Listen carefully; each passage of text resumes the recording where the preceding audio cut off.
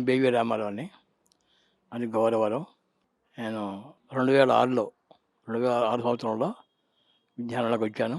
Retire అయిన తర్వాత ఏమీ పోక ఏదో ఒక వ్యాపకం ఉండాలి అనే ఉద్దేశంతో ఈ ధ్యానం అంటే బాగుండొచ్చు, దాంట్లోకి వెళ్దాము అని యోగా దానికి వెళ్ళాను. ముందు యోగా క్లాసు ఎత్తేసారు. అది దీంట్లో ఎక్కడ నుంచి ఒక మాస్టర్ వచ్చాడు, ప్రేమానంద సార్ గారు జగ్గిపాటి వచ్చారు. ఆయన క్లాసు ఫస్ట్ క్లాసు ఆయనదే. అక్కడి నుంచి స్టార్ట్ చేసాము. మధ్యలో పత్రిక గారికి వచ్చారు. సార్ పిరమిడ్ కడతాం అనుకున్నానంటే అంటే కట్టేసేయి అన్నాడు. ఆ లేకపోతే గురుగారు ఆ మధ్య 2008లో పిరమిడ్ కట్టేశాను. 2009లో గురుగారితో ఓపెన్ చేయించాను. ఈ ధ్యానం రోజు చేయటమే. చుట్టుపక్కల ప్రాంతాల్లో, మన పరిసర ప్రాంతాల్లో అన్ని ఊళ్ళో వెళ్ళి ధ్యానప్రచారం చేసి శాఖాహార ర్యాలీలు చేసి చాలా వరకు ఇది ధ్యానాలుగా తయారు చేశాను. వాళ్ళ స్థితి ఉన్న బట్టి వాళ్ళు వస్తుంటారు కదా, మనం చెప్పిన ఒకసారి వినరు. ఒకసారి చెప్పాను నేను, మాంసం తినవద్దు, శాకాహారం కావాలి, అందరూ శాకాహారుడే కావాలి, మాంసాహారం వద్దు, శాకాహారం వద్దు అని చెప్పాను.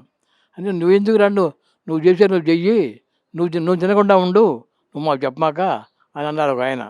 కాదు నువ్వు చెప్పడం ధర్మం, చెప్తున్నాను తినొద్దని, నువ్వు తినడమే నీ ఇష్టం అది అని చెప్పాను. అక్కడి నుంచి వాళ్ళకి ఏదో ఒక జబ్బు వచ్చిందంట. ఆ జబ్బు కారణంగా డాక్టర్ గారు చెప్పారు దానికి శాకాహారమే తినం, మాంసాహారం వద్దని. అది మనం చెప్పింది గుర్తొచ్చింది వాడికి, నేను చెప్పిన మాట గుర్తొచ్చింది. అది ప్రకృతి తీసుకొస్తాడు వాళ్ళని, మన చేతుల్లో ఏమీ లేదు. వాళ్ళ స్థితి అట్లా రావడానికి కారణం ప్రకృతే. ఆ ప్రకృతే వాళ్ళని లాక్కొస్తుంది. మనం చెప్పడం వరకే మన డ్యూటీ అదే.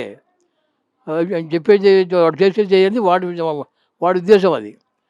అలాగే చేసి పత్రికగా చెప్పాను ఒకసారి నేను, గురుగారు మీకు నాకు ఎన్నో కొన్ని వేల కొన్ని వందల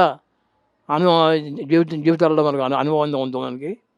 అది అట్లా జరుగుతూ వస్తూనే ఉంది సార్. శిష్యుడుగానే మీ అంటే నేను ఫాలో అవుతున్నాను అని చెప్పాను ఆయనకి. ఆయన నవ్వి కూర్చున్నారు. సరే, ఇప్పుడు చాలా మటుకు సాధ్యమైనంత వరకు అందరినీ ధ్యానుడిగా తయారు చేయాలని, శాఖాహారులుగా తయారు చేయాలని సంకల్పం. అది ప్రకృతి చూసుకుంటుంది అది అనే ఉద్దేశంలో చెప్పడం మన ధర్మం కాబట్టి చెబుతున్నాను. అందరికి కూడా ఊళ్ళో మార్పు చేసి రావాలని నా ఉద్దేశం. ప్రతి ఒక్కరూ శాకాహారులుగా ధ్యానుడుగా తయారయ్యి, గురుగారు చెప్పారు ఒకసారి, నేనే బ్రహ్మర్షిని, నాకన్నా మీరు మించిపోతారు అని చెప్పారు ఆయన. అలాగే జరగాలి అందరూ.